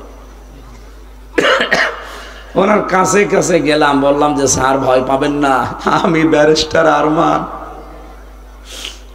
আজ 8 বছর পরে আজকে আমারে লাথি দিয়ে ফেলে দিয়েছে রাস্তায়। ম্যানেজার তো পাগল হয়ে গেছে, কারণ তার বাবার তৈরি করা প্রতিষ্ঠানে আমি চাকরি করি। বুকের ভেতরে জড়িয়ে হাওমাও করে কেঁদে বলছে আপনার পরিবারকে খবর দেই। পরিবারের লোকজন এসেছে, শুধু মা আর স্ত্রী ছাড়া কেউ ওনারে চিনতে পারে না। আমি দেখছিলাম এই করুণ কথাগুলো যখন বলছিল, উপস্থাপিকা একজন মহিলা, সে অঝর নয়নে কাঁদছে। সুতরাং মানুষের সম্মান কিসে বাড়ে আমরা অনেকেই জানছি না। ঈমান আনতে হবে আমাদের, কি কথা বলেন না কেন? আর ঈমান আনতে হলে ঈমান হওয়া লাগবে শিরিক মুক্ত। বলেন বলেন, ঈমানটা যদি শিরিক মুক্ত হয় তাহলে আপনি নিরাপত্তা পাবেন আল্লাহর কাছে। এই যে গত রাত যেটা চলে গেল, পৃথিবীর সব মানুষকে আল্লাহ মাফ করে দিয়েছেন, শুধু দুই প্রকার মানুষ বাদ দিয়ে। এক নম্বরে যারা মুশরিক, দুই নম্বরে যারা হিংসুক। আরে বাংলাদেশে দুইটাই আছে, এই কথা বলেন না কেন? আমি এক কথায় জবাব দিচ্ছি, শিরকের আলোচনা যেহেতু ব্যাপক, সবাই কথা বলেন কেন?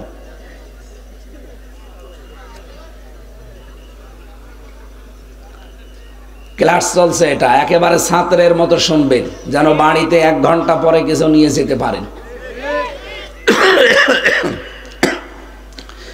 শিরক বিল জাত, শিরক বিল সিফাত, শিরক বিল ইখতিয়ারা, শিরক বিল হুকুক, এভাবে বর্ণনা করতে করতে আমি 120 প্রকার পেয়েছি। কিচ্ছু লাগবে না, জান।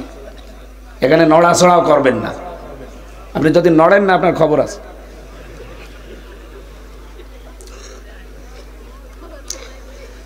সব কথার এক কথা শিরিক। এই শিরিক হচ্ছে, আমি জবাব দে, আমি এক কথায় জবাব দিচ্ছি। যদি আপনার ভেতরে থাকে, এক্ষুনি পাল্টানো লাগবে না 41 সালে? অনেকে তো 41 সালে টার্গেট নিয়ে রেখেছিল, হয়েছে, সব শেষ হয়ে গেছে। সুতরাং এক্ষুনি, কখন? বলেন বলেন। আল্লাহ যেটা পারে ওইটা অন্য কেউ পারে, এই বিশ্বাস যারা করে তারা শিরিক করছে। আর শিরিক যে করে সে মুশরিক। আর মুশরিককে এই সবে বরাতে, সবে কদরেও আল্লাহ মাফ করবে না। আর আপনি এই তালিকায় প্রথম নম্বরে আছেন কিনা বলেন?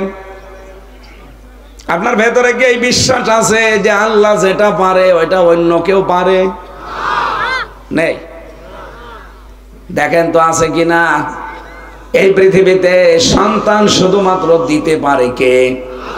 না অন্য কেউ পারে? কিন্তু বহু মহিলা যারা বসে আছে ওরা বিশ্বাস করে না বাবা পারে। এমনকি আমার উপরও বিশ্বাস করে অনেক মহিলা, বলে যে হুজুর মনে হয় কিছু পড়ে দিলে হবে। সেদিন বগুড়াতে এক মহিলা এসে তার স্বামীকে পাঠিয়েছে, আপেল নিয়ে এসেছে। এসে বলছো হুজুর আপেল পড়ে দেন। আমি সূরা ফাতিহা পড়ে ফু দেব, তাছাড়া কি পড়বো? কারণ এইটাই তো শেফা। কি এই যে ঝাড়ফুঁক যা করা হয় এই সূরা ফাতিহা দিয়া, নাচ ফালাক দিয়ে। আমি তো সরল মনে পড়ছি। হঠাৎ উনি আমার কানের কাছে মুখ নিয়ে বলছে, হুজুর আপেল এমন ভাবে পড়বেন যেন ছেলে হয়। কেন? বলছে আমার 3 মেয়ে, আমার বউ আমারে পাঠিয়েছে যে হুজুরকে দিয়ে এমন আপেল পড়াবা এবার যেন আর মেয়ে না হয়। আমি আপেল ফেলে দিলাম, ডাক দিয়ে বললাম, ভাই আপেল পড়ে যদি ছেলে হইতো আমার 3 মেয়ে হইতো না। আমি ম্যাডামের জনমের আপেল খাওয়াতাম, অথচ 2 মেয়ে হওয়ার পরে এই শেষেরটা যেটা হাফসা জান্নাত, আমি বহু চেষ্টা করেছি, বহু দোয়া করেছি, আল্লাহ অন্তত বংশের বাতি দেওয়ার জন্য একটা ছেলে দিও। আবার দিয়েছে মেয়ে। বলেন তো আপেল পড়ে যদি সত্যি ছেলে হইতো আমার ম্যাডামের ছেলে হইতো না? এই জন্য সন্তান দিতে পারে কে? এই বিশ্বাস আমাদের আছে। কোন পীর বাবা পারে? তাবিজ কবজে পারে। সুতরাং আল্লাহ যেটা পারে ওইটা অন্য কেউ। অনেকে এই দোয়া পড়ে। ইব্রাহিম আলাইহিস সালাম তিনি 80 বছর এই দোয়াটা পড়েছিলেন, রব্বি হাবলি মিনাস সালিহিন, হে আল্লাহ আমাকে নেককার সন্তান দাও। কি সন্তান? 86 বছর একাধারে দোয়া করার পরে আল্লাহ জবাব দিয়েছেন একবার, রব্বি হাবলি মিনাস সালিহিন।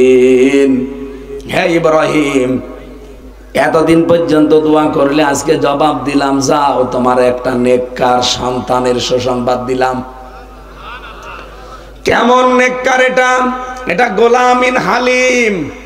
হালিম মানে এই যে এখন দেখলাম লেখা আছে চাচা হালিম আর মামা হালিম। এই মামা হালিম না, এই চাচা হালিম মামা হালিম না। আমার আল্লাহ তাকে এমন হালিম দিয়েছিলেন, তিনি ছিলেন সর্বোচ্চ ধৈর্যশীল। সুবহানাল্লাহ বলতে পারেন না? আপনারা শুনতেছেন? ইব্রাহিম নবী দোয়া করেছিলেন কত বছর? আরো জোরে। এরপরেও তিনি কিন্তু ধৈর্য হারা হননি, হাল ছেড়ে দেননি। দোয়া করতে করতে আমার আল্লাহ তার ৮৬ বছর পরে জবাব দিলেন মাত্র একবার। আর আপনি বিয়ের ২-৩ মাস হয় না, আপনি পাগল হয়ে যান। কোন বাবা কোথায় আছে সেখানে দৌড়ান। ওই বাবার যদি ক্ষমতা থাকতো, বাংলাদেশে বহু পীর বাবা আছে যাদের নিজেরই ছেলে মেয়ে নেই। এই কথা বলেন না কেন? এই জন্য আমাদের এই বিশ্বাসটা যাদের আছে দূর করা লাগবে। ছেলে মেয়ে না হোক, ছেলে মেয়ে দেওয়ার মালিক কোন মাজার, কোন কবর, কোন বাবা, এমনকি হামজা। বলেন বলেন, এটা যেহেতু শুধুমাত্র পারে কে? এক ইমাম সাহেব নাকি প্রতিদিন দোয়া করতো, রব্বি হাবলি মিনাস সলিহিন। এক মুসল্লি চিন্তা করছে, আল্লাহ সারা জীবন এই হুজুরের পেছনে নামাজ পড়ছি, এর বাড়ি কোথায়? সে নোয়াখালী, আর আমার বাড়ি মনে করেন যশোর। এত দূর থেকে হুজুর এসেছে, এতদিন নামাজ পড়ায়, শুধু বলে রব্বি হাবলি মিনাস সলিহিন। কি এ দুয়ার মানে কি? এক ইমাম সাহেব আলেম, তাকে জিজ্ঞাসা করছেন যে আমাদের ইমাম সাহেব এরকম লেখাপড়া জানে না, উনি শুধু দোয়া করে নামাজের পরে হাত তুলে, এই দোয়ার মানে কি? ওই আলেম বলছে এটা তো দোয়া না, শুধু এটা কোরআনের আয়াত, সূরা সফফাতের ৯৯ নাম্বার আয়াত। আল্লাহ পাক জানিয়েছেন, রব্বি হাবলি মিনাস সলিহিন। আল্লাহর কাছে দোয়া করো, আল্লাহ তুমি আমাকে একটা নেককার সন্তান দান করো। মুসল্লি চিন্তা করছে, হুজুরের মনে হয় ছেলে মেয়ে নেই। যে বলছে, হুজুর আপনার ছেলে মেয়ে কয়টা? 11টা। 11টা ছেলে মেয়ে, আপনি যে দোয়া করেন, আপনি কি জানেন ওই দোয়ার মানে কি? বলছেন না। কিসের দোয়া করেন আপনি? প্রতিদিনই এক দোয়া করেন, আপনি দোয়া মানে জানেন না? আমি আজকে আলেমের কাছে জিজ্ঞাসা করে আসলাম, এই দোয়ার মানে হচ্ছে আল্লাহ আমারে নেককার সন্তান দাও। আপনার 11টা হয়ে গেছে, এখনো দোয়া করছেন, আপনি কি দেশ ভরে ফেলবেন?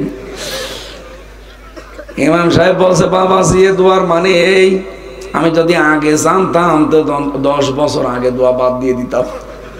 আমি তো জানি না, আমি পড়িয়ে যাই, আল্লাহ দিয়ে যায়। আমি এখান থেকে একটা শিক্ষা বের করেছি। হযরত ইব্রাহিম নবী ইসমাইল পাওয়ার জন্য যে দোয়া করলেন, আল্লাহ জবাব দিলেন, গোলামিন হালিম। আমাকে ধৈর্যশীল সন্তান দিয়েছেন আল্লাহ। উনি মনে মনে সিদ্ধান্ত নিলেন, আল্লাহ তুমি আমার দোয়া তো কবুল করলে, কিন্তু কেমন হালিম দিয়েছো, আমি এই হালিম আজকে পরীক্ষা করব। রব্বুল আলামিন তাকে স্বপ্ন দেখিয়েছিলেন, ফালাম্মা বালাগা মাহুস সায়া ক্বালা ইয়া বুনাইয়া ইন্নী আরা ফিল মানামি আন্নী আযবাহুকা ফানজুর মাযা তারা। সন্তানটা তার সাথে যখন চলাফেরা করতে শিখেছে, তার মানে 12-13 বছর বয়স, একটু হাতে কামে লাগে। আপনি দেখবেন ছেলে যদি কাজ কামে লেগে যায়, একটু কথাবার্তারা শোনে, তখন তার প্রতি মায়া মহাব্বত একটু বেশি হয়। কথা বলেন না কেন? হযরত ইব্রাহিমের ঠিক এই কায়দা। তারপরও হয়েছে কত বছর পর? ৮৬ বছর পর, আকাশের চাঁদের মতো। আল্লাহ তাকে স্বপ্নে দেখালেন, তো তোমার প্রিয় বস্তু কোরবানি করো। আমি কিন্তু শুধু ঘটনার জন্য না, এখানে একটা শিক্ষা আপনাদেরকে দিতে চাই, আর এটা নিয়ে যাওয়া লাগবে। কি নিয়ে যেতে পারবেন না? হযরত ইব্রাহিম সন্তানকে গিয়ে বললেন, আমি স্বপ্নে দেখলাম তোমাকে আমি জবাই করছি, তোমার রায় বলো। হযরত ইসমাইল কথাটা শোনার পরেই দৌড় দিতে পারতেন যে আপনি কি বাবা না আজরাইল। সে জন্মের পরে আমাদেরকে আমার মায়ের সাথে মরুভূমিতে রেখে গেলেন, কোনোদিন খোঁজ নেননি। আর আজকে 12 বছর পরে এসেছেন জবাই দেওয়ার জন্য। কিসের বাবা আপনি? মানি না আপনারে। বলতে পারতেন না? বলেন বলেন। হযরতে ইসমাইল তিনি এমন জবাব দিয়েছিলেন তিনটা বিষয় সামনে রেখে, ইয়া আবাতি ফাল মা তুমার সাতাজিদুনি ইনশাআল্লাহু মিনাস সাবিরিন। হযরতে ইসমাইল ডাক দিয়ে বলেছেন, হে আমার পিতা, যা আদিষ্ট হয়েছেন আপনি আদেশটা পালন করেন। আল্লাহ যদি চায় আপনি আমাকে ধৈর্যশীলদের মধ্যে পাবেন। ধৈর্যশীল পাবেন এ কথা বলেননি, তাহলে অহংকার চলে আসবে। নিজেকে অহংকার থেকে মুক্ত করার জন্য এতটুকু একটা সন্তান কি শব্দ চয়ন করেছেন আপনি খেয়াল করেন, একটু খেয়াল করেন এদিকে। এই বাঁশি, আর একবারও বাঁশি বাজাবেন না। মানুষ দেখছেন না নিস্তব্ধ হয়ে বসার চেষ্টা করছে, আপনি ডিস্টার্ব করবেন না ভাই, কবিরা গুনাহ হবে আপনার। হযরতে ইব্রাহিম এই জন্য তিনি সন্তানের কাছে অনুমতি চাইতে গিয়েছিলেন। তিনি কিন্তু অনুমতি না নিলেও পারতেন, কারণ হুকুমটা কার আর পালন করছে কে? নবী। বলেন বলেন, হুকুম কার, পালন করছে কে? সাধারণ মানুষ না, একজন নবী। কেন তার অতটুকু সন্তানের কাছে অনুমতি নেওয়া লাগবে? তিনি অনুমতি চাইতে গিয়েছিলেন এই কারণে, উনি বলেছিলেন আমি ৮৬ বছর একাধারে দোয়া করে হালিম পেয়েছি। কি পেয়েছি? এটা গোলামিন হালিম পেলাম। এটা কেমন হালিম আমি আজকে দেখবো, ওকে আসলেই ধৈর্যশীল। এই জন্য অনুমতি চাইতে গিয়েছিলেন। আর সন্তান জবাবও দিয়েছে তিনটা কথা সামনে রেখে, হে বাবা কোনো চিন্তা নেই, আপনি চালান আপনার কাজ যেটা আদিষ্ট হয়েছেন। আল্লাহ যদি চায় আপনি আমাকে ধৈর্যশীলদের মধ্যে পাবেন, কোনো চিন্তা করবেন না। বিশাল ঘটনা তাফসিরে ফি জিলালিল কোরআনে আছে। হযরতে ইব্রাহিম নিয়ে গেলেন সন্তানকে মরুভূমির ভেতরে জবাই দেবেন। আল্লাহ তখন ডাক দিয়েছেন, ফালাম্মা আসলামা ওয়া তাল্লাহু লিল জাবিন। বলেন আল্লাহ। ফালাম্মা আসলামা, এটা দিবসন। ও নড়াইলবাসী, এইটাই আজকের আলোচনার শিক্ষা। কেন আল্লাহ দিবসন দিলেন? আল্লাহ বলেন দুইজনেই যখন এগ্রি হয়ে গেছে, দুইজনেই যখন রাজি হয়ে গেছে, তখন আল্লাহর এই বিধানটা পালন করা তাদের দ্বারা সহজ হয়েছে।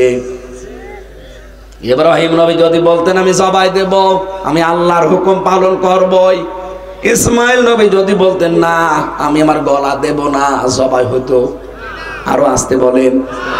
ইসমাইল নবী যদি বলতেন ঠিক আছে আমি আল্লাহর বিধানের সামনে জীবন দিয়ে দিলাম। ইসমাইল নবী ইব্রাহিম যদি বলতেন না আমার এত বছরের সন্তান আমি জবাই দেব না, আল্লাহর বিধান পালন হতো।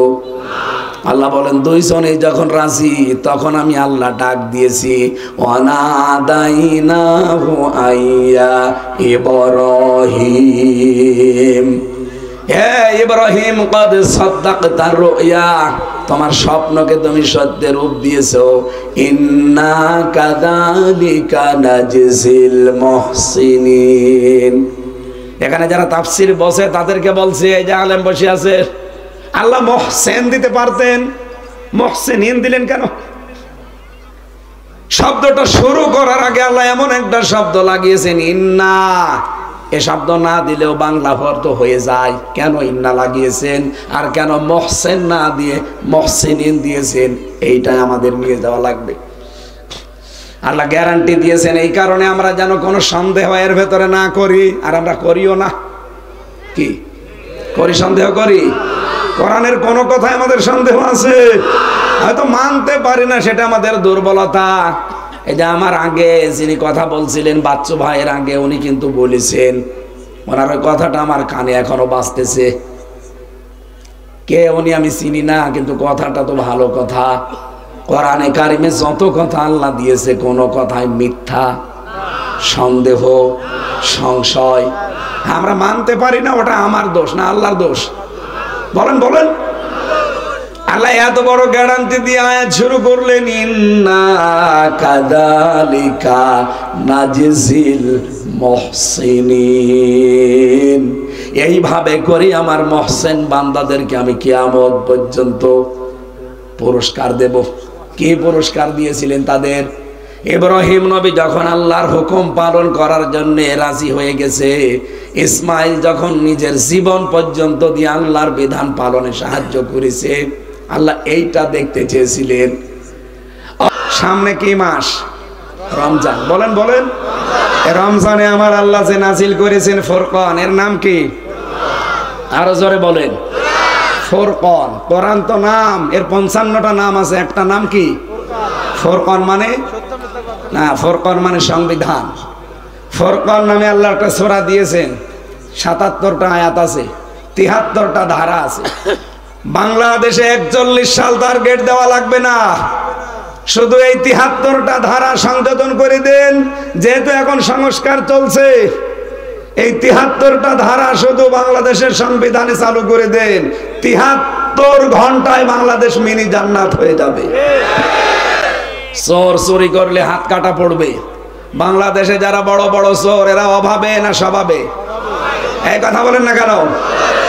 রোজ সালাম পাঠ করার মাধ্যমে যেই দুইটা কথা তুলেছিলাম, যে সবে বরাত বলেন, সবে কদর বলেন, আল্লাহ মাফ করে না। দুই প্রকার মানুষ, একটা মুশরিক, আর মুশরিক হচ্ছে তারা আল্লাহ যেটা পারে ওইটা অন্য কেউ পারে এই বিশ্বাস যারা করে। আমি একটা উদাহরণ দিয়েছিলাম, সন্তান দিতে পারে কে? অন্য কেউ পারে? তাহলে এই শিরকি যাদের আছে তারা এখন থেকে তওবা করেন। এই কথা বলেন না কেন? দুই নাম্বারটা একটু কড়া, বলবো এটা নাকি নির্বাচনের পরে বলবো? এই চলে যাচ্ছেন, এই বসো, কিসের পোশাক ধরে রাখা লাগবে যেভাবে হোক। আর আধা ঘন্টা থাকতে পারবেন না? 15 মিনিট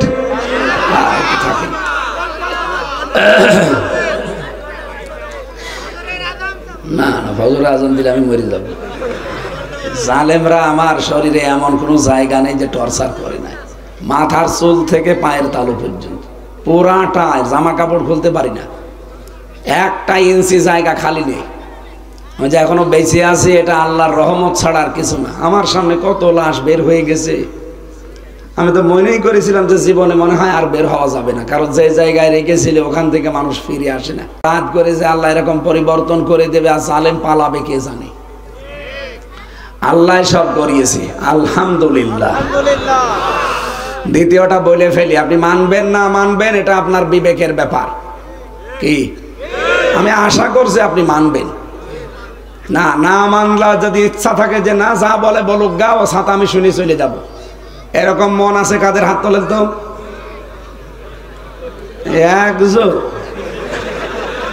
এই তার কাটা, এদিকে তাকান, ওর তার আসলেও কাটা, চেহারার দিকে তাকিয়ে দেখেন তার কাটা আছে, তার কাটা আছে। ঠিক আছে, আমি দ্বিতীয়টাও বলছি, যেহেতু 120টা এতগুলো বলা তো সম্ভব না। 2 নাম্বার পয়েন্টটা বলছি, এই তাকান। আলা লাহুল খালকু ওয়াল আমরু তাবারাকাল্লাহু রাব্বুল আলামিন। সূরা আরাফের 54 নাম্বার আয়াতে আছে, শেষের দিকে পাবেন। আল্লাহ বলেন জমিন সৃষ্টি করেছি আমি, আইন চলবে আমার। সুতরাং পৃথিবী বানিয়েছে কে? আইন চলার কথা কার? আল্লাহর এই জমিনে আল্লাহর আইন বাদ দিয়ে যারা মানুষের তৈরি করা আইন কায়েমের জন্য দল করেন, আল্লাহর তৈরি করা আইন বাদ দিয়ে মানুষের তৈরি করা আইন প্রতিষ্ঠার জন্য যারা ভোট দেন, আপনি কিন্তু মুশরিক। কোন আলেম নিয়ে আসবেন, নিয়ে আসেন, আমার কোনো ভয় নেই। আমি আপনাকে বুঝিয়ে দিতে পারলেই হলো। আমি বলেছি আল্লাহ যেটা পারে ওইটা অন্য কেউ পারে, এই বিশ্বাস করলেই সে শিরিক করে, আর শিরিক করলে সে মুশরিক। আর মুশরিককে আল্লাহ সবে বরাতে মাফ বলেন। আল্লাহ যেটা পারে অন্য কেউ পারে? আইন দিতে পারে কে? আপনি কেন নিজের আইন তৈরি করে মানুষের উপরে চাপিয়ে দেবেন বলেন? এই জন্যই তো ক্লিয়ার করার জন্য বসেছি না। যাদের ভেতরে এই উল্টা পাল্টা বিশ্বাস আছে, এখনই পরিবর্তন হওয়া লাগবে। আপনি কথা দিয়েছেন আমাকে যে না আমি পরিবর্তন হব, আমি বলার দরকার বলে যাব, আপনি শোনার দরকার শুনে যাবেন। ও মাহফিল আমি করি না। আমি আপনাকে গলিয়ে খাওয়াবো, তারপরে আমি নিজে খাবো। এখনো খাবার খাইনি, আমি যে খাবো। বলেন, আপনাকে সিদ্ধান্ত পাল্টাতে হবে। আল্লাহর আইন বাদ দিয়ে মানুষের কোন আইনের পেছনে আজকে থেকে থাকতে পারবেন না। যদি আপনি এরপরেও সিদ্ধান্ত না পাল্টান, আপনি চলে যান। না, আমি এখানে দেখতে চাই না, যান। এরকম কেউ থাকলে চলে যান। আজকে থেকে সিদ্ধান্ত নিয়ে বাড়ি যাওয়া লাগবে। আল্লাহর আইন ছাড়া কারো আইনের পক্ষে আমি নেই। এটা যদি আমার বাবা মা ছাড়া লাগে আমি ছেড়ে দেব, যদি দল ছাড়া লাগে ছেড়ে দেব, যদি বউ ছাড়া লাগে ছেড়ে দেব। কারণ আমার আসল মালিক এবং আপনজনকে। আমার বউর জন্য, মা বাবার জন্য আমার আখিরাত আমি নষ্ট করব? আপনি কি মনে করেন আপনার বউ আপনাকে খুব ভালোবাসে? হ্যাঁ, আমি জানি। কিন্তু আপনি এখন মারা যান, আপনার বউ হয়তো পাগলের মতো কান্নাকাটি করবে। 2 দিন একেবারে পাগল হয়ে যাবে, 3 দিন না খেয়ে থাকবে, 7 দিন চিন্তায় কথা বলবে না, 40 দিন সাদা কাপড় পরে থাকবে, 4 মাস 10 দিন পর্যন্ত একটু মন খারাপ থাকবে। ওর বাবা আর মা এসে নিয়ে যাবে বাড়িতে, বলবে আর কতদিন? 4 মাস 10 দিন পরে ঠিকই একটা ছেলে দেখে তার বিয়ে দিয়ে দেবে। 2-4 দিন সংসার হয়ে গেলে ওই মেয়ে তার বাবা মার কাছে কল দেবে, আপনার বউ বলবে, বাবা খুব ভালো কাজ করেছো, আগে যেটা ছিল ওর চাইতে স্বামী 100 গুণ ভালো। এইটা হচ্ছে দুনিয়া। এটা কি? সুতরাং এইরকম বউর জন্য, এইরকম ছেলে মেয়ের জন্য, এইরকম মা বাবার জন্য আমার বিশাল আখিরাত আমি নষ্ট করবো? আমি কি পাগল হয়ে গেছি? আরে ভাই, কোরআনের চোখ লাগিয়ে দেখতে পাচ্ছি আপনি পাগলামি করছেন। আপনি মানুষের তৈরি করা আইনের পেছনে সময় দেবেন কোন কারণে? আপনার সময়, আপনার সম্পদ, আপনার জীবনের দাম নেই। একটা কুকুরের আইন মানে না, আর আপনি মানুষ হয়ে মানুষের তৈরি করা আইন মানবেন? আল্লাহ কি খেলা করছে বসে বসে? সুতরাং আজকে সিদ্ধান্ত পাল্টাতে হবে, নাই তো মাহফিল করার দরকার নেই। এটা বাদ দিয়ে আগামী থেকে গাছের গান দেবেন। অবশ্য ঠিক, তারপরেও মানবে না।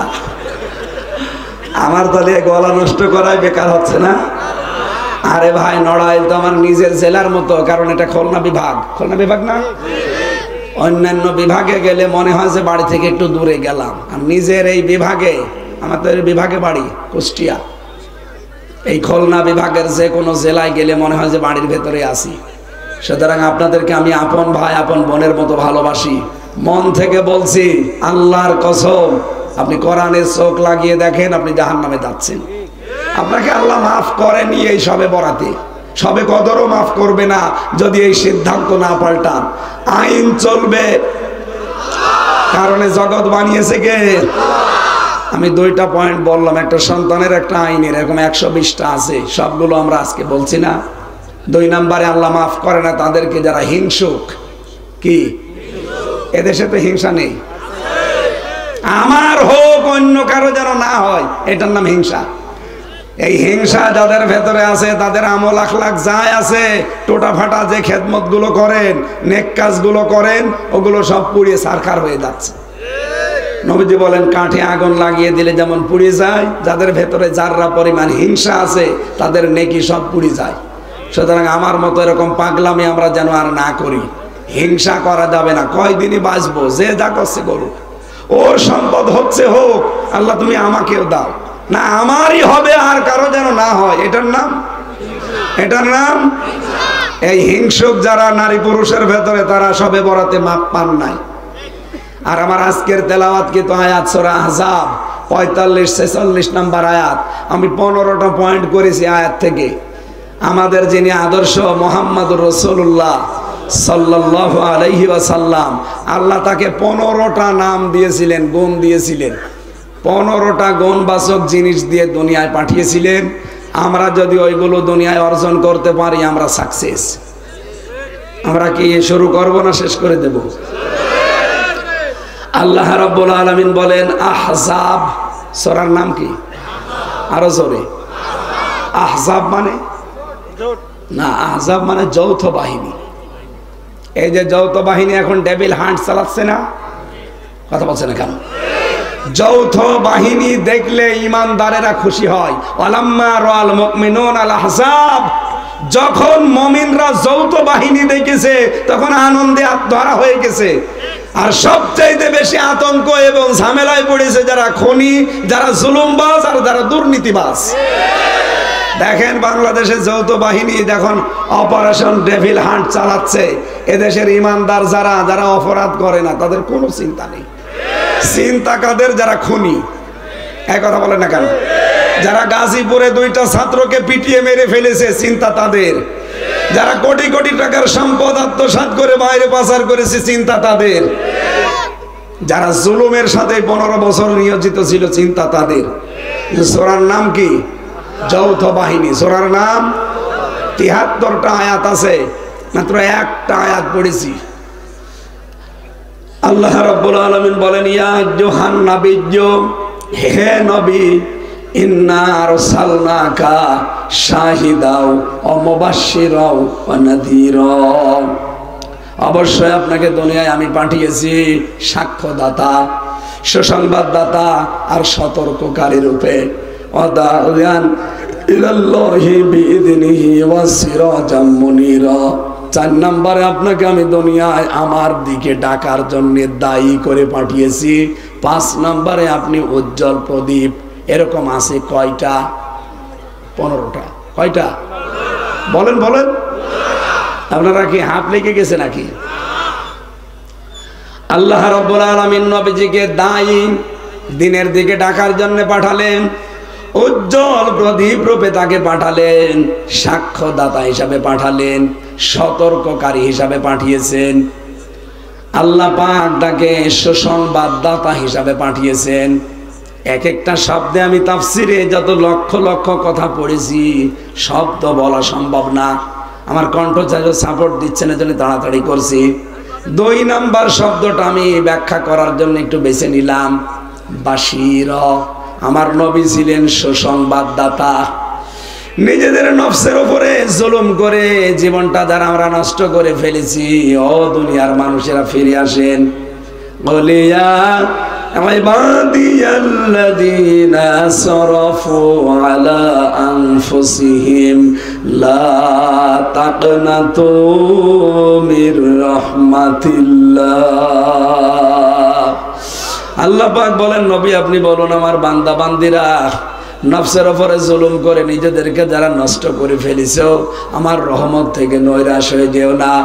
ইন্নাল্লাহা ইয়াগফিরুয যুনুবা জামিয়া, অবশ্যই আমি আল্লাহ সব অপরাধ মাফ করে দেব। ইন্নাহু হুয়াল গফুরুর রহিম, আমি গফুর এবং রহিম। আয়াতটা যখন নাযিল হয়, হযরতে দাহিয়াতুল কলবি রাদিয়াল্লাহু তাআলা আনহু মসজিদে নববীতে তিনি অঝর নয়নে কাঁদছিলেন। নবীজি বললেন, কি হয়েছে, কাঁদো কেন? হে নবী, আপনি তো বললেন আমার জীবনের সব অপরাধ কালেমা পড়ার পরে মাফ হয়ে গেছে। মাত্র আর 7 দিন আমি মুসলমান হয়েছি। কয়দিন? এইদিকে তাকান। 7 দিন আমি মুসলমান হয়েছি। আমার অন্তরের ভেতরে এখনো পর্যন্ত একটা ব্যথা। আপনি যে বললেন সব আমার মাফ হয়ে গেছে, কিন্তু না, আমার একটা অপরাধ মনে হয় আল্লাহ মাফ করে নাই। নবীজি বললেন, কি করেছে এমন বলো দেখি। আমার সন্তান সম্ভবা স্ত্রীকে আমি পাঠিয়ে দিয়েছিলাম শ্বশুর বাড়িতে, যে সন্তানটা খালাস করে আসবা, যদি ছেলে হয় জাকজমক করে আসবা, আর যদি মেয়ে হয় মেরে ফেলবা। কিন্তু আমার সন্তানটা মেয়ে হওয়ার পরে আমার স্ত্রী আমাকে বলে নাই, বলেছে মরা সন্তান হয়েছে, অন্য একজনের বাড়িতে টাকা পয়সা দিয়ে গোপনে তাকে মানুষ করেছে, 6 বছর হয়ে গেছে। হঠাৎ একদিন আমার বাড়িতে গোপনে নিয়ে এসেছে। আমি দেখার পরে মেয়েটাকে আমি নিজেই পাগল হয়ে গেছি যে মানুষ এত সুন্দর হয়। মেয়েটা কাছে গিয়ে যখন আদর আখলাক করলাম, স্ত্রী মনে মনে করছে সব আমি ভুলে গেছি। আমারে ডাক দিয়ে বলে, স্বামী আমার একটা কথা বলি, আপনি যদি কিছু মনে না করেন, এর চেহারার দিকে তাকান, এর নাক কান মুখ ঠোঁট কিন্তু আপনার মতোই মনে হচ্ছে। এই পৃথিবীতে যতগুলো সুন্দর মানুষ আল্লাহ পাঠিয়েছিলেন, তার ভেতরে এই সাহাবী একজন, দাহিয়াতুল কলবি রাদিয়াল্লাহু তাআলা আনহু। হযরতে জিবরাইল মাঝে মাঝে তার আকৃতি ধারণ করে নবীর কাছে ওহী নিয়ে আসতেন, এত সুন্দর ছিল। যেহেতু বাবার আকৃতি পেয়েছে মেয়েটা, স্ত্রী সাহস করে বলছে, স্বামী আমার, আপনি কি মনে করবেন জানি না, সন্তানটা কিন্তু আমাদেরই। আমি আদর এমন করলাম, স্ত্রী ভুলে গেছে।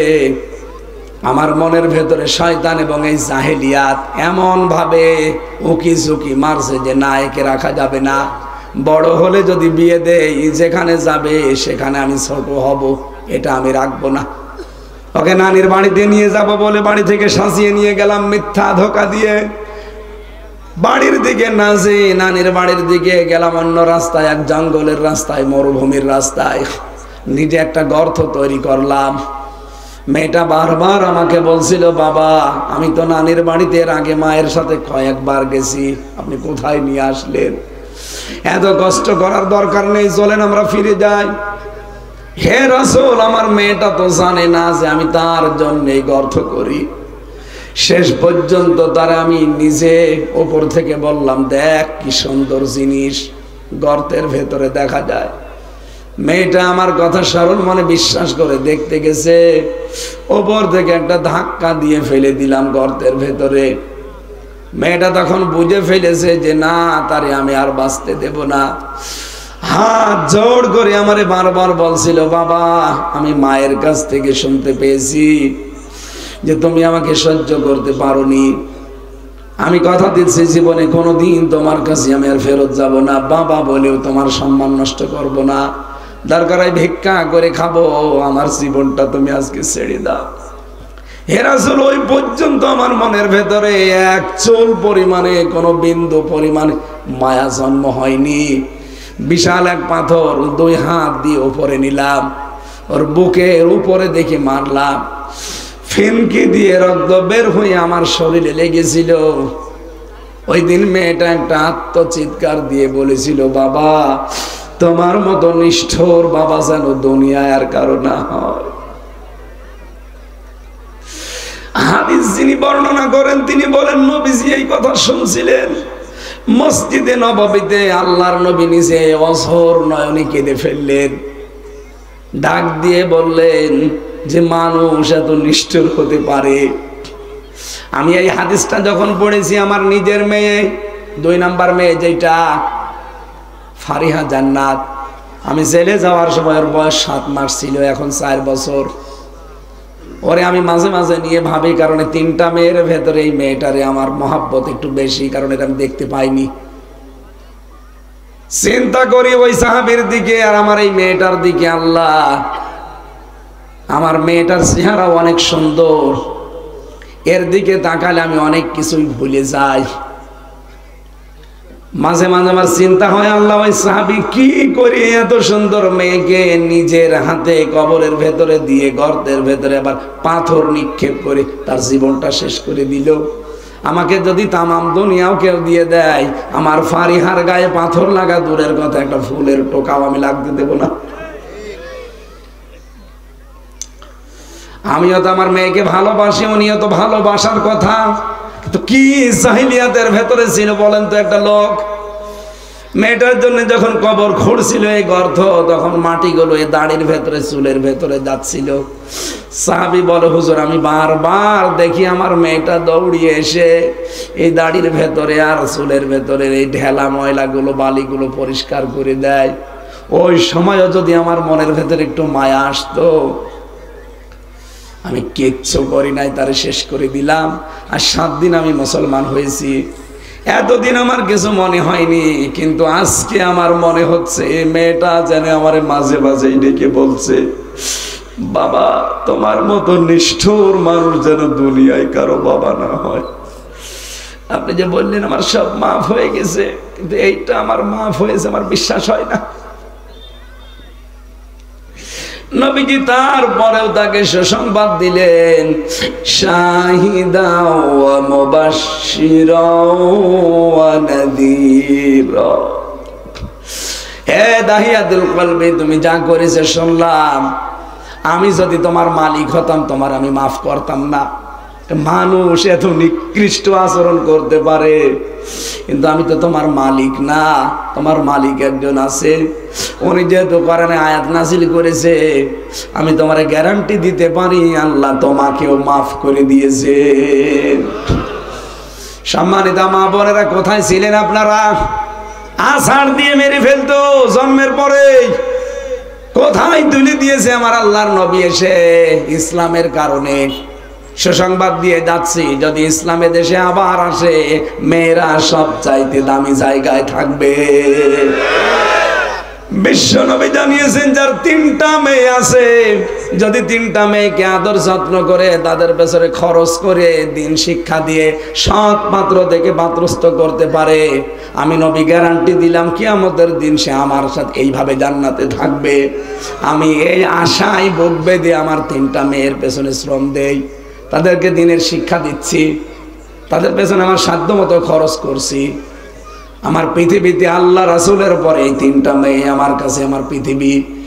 আমি চেষ্টা করব তাদেরকে সৎ পাত্র থেকে পাত্রস্থ করে, নবীর এই কথাকে আমল করে কিয়ামতে যেন নবীর সাথে জান্নাতে যেতে পারি। বলেন আমিন। আজকের মতো আর টানতে পারছি না। ওই যে গাড়ি আছে, মেয়েদের জীবনের উপরে বই লেখা আছে, ওখান থেকে যাওয়ার সময় নিয়েছেন। আল্লাহুম্মা আমিন। রব্বিরহামহুমা কামা রব্বায়ানি সাগীরা। আল্লাহুম্মা রব্বিরহামহুমা কামা রব্বায়ানি সাগীরা। রব্বুল আলামিন 3 দিন ব্যাপী তাফসীর মাহফিলের সমাপনী রজনীতে রাত 11টা পার হয়ে গেছে। এত রাত পর্যন্ত দুনিয়ার কোন মানুষের কথা শোনার জন্য আমরা জেগে থাকতাম না। তোমার কোরআনের কথাগুলো শোনার জন্য যারা এত পাগল হয়ে বসে আছে, এদেরকে তুমি জান্নাতের সুসংবাদ দিয়ে দাও। আজকের 3 দিনের আয়োজনের সওয়াবগুলো নবীজির রওজায় পৌঁছিয়ে দাও। বিশেষ করে এই মাহফিলের যারা ইয়া রব্বানা আল্লাহুম্মা সাল্লি আলা সাইয়্যিদিনা মাওলানা মুহাম্মদ।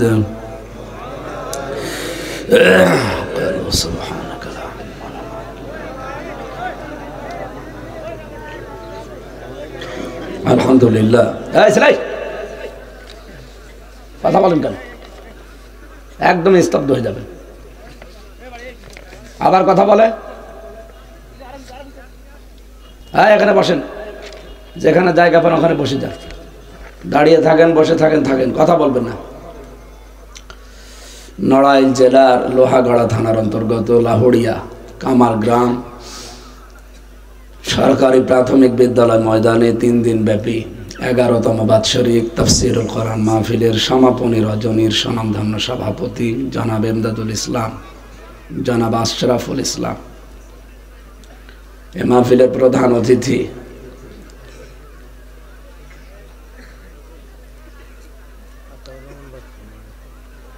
বাংলাদেশ জামাত ইসলামী নড়াইল জেলা শাখার শ্রদ্ধাভাজন জেলা আমির জনাব আতাউর রহমান বাচ্চু, আতালাল্লাহু উমরাহু ওয়া বারাকাল্লাহু ফি হায়াতি। আমিন। এখানে বিশেষ আলোচক যারা ছিলেন, আমি তো অনেকের নাম জানি না, KM শহীদুল ইসলাম, মাওলানা হোসাইন মাহফুজ এবং অন্যান্য সম্মানিত ব্যক্তিবর্গ, সবার জন্য দোয়া করছি। যার যতটুকু ঈমান আছে এবং কাজ করে ঈমানের দাবি অনুযায়ী, আল্লাহ রাব্বুল আলামিন তার যোগ্যতা অনুযায়ী দুনিয়া আখিরাতে যেন পুরস্কার দান করে। মানুষের সম্মান কিসে লুকিয়ে আছে অনেকে জানে না, জোর করতে চায় না। সম্মান মর্যাদা মানুষের জোর করার ভেতরে নেই। কিসের ভেতরে আছে? ইয়ারফাউল্লাহুল্লাযীনা আমানু মিনকুম ওয়াল্লাযীনা উতুল ইলমা দারাজাত। সূরা মুজাদালার 11 নম্বর আয়াতের মাঝের অংশে আল্লাহ জানিয়েছেন, তোমাদের ভেতরে যারা ঈমান আনে, কি করে? সবাই বলেন। 2 নম্বরে যারা এলেম পায়, জ্ঞান পায়। ঈমান আনার পরে যারা জ্ঞান অর্জন করেন এবং এই দাবি অনুযায়ী দুনিয়া যারা মেনে চলে, দিন যত যাবে তাদের মর্যাদা আল্লাহ সৃষ্টি জগতের ভেতরে বাড়াতেই থাকবে। প্রশ্ন